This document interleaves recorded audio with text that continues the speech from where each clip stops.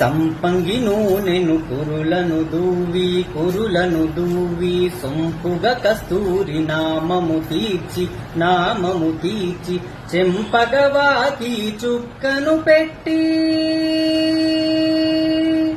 చెంపగవాకి చుక్కను పెట్టి పెళ్లి కొడుకై వెలిసిన రాముని కళ్యాణము చూతమురారండి.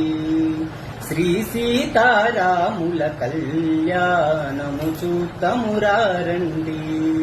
సిరి కళ్యాణపు బొట్టును పెట్టి మణిపాసికమును నుదుటున కట్టి పారాణిని పాదాలకు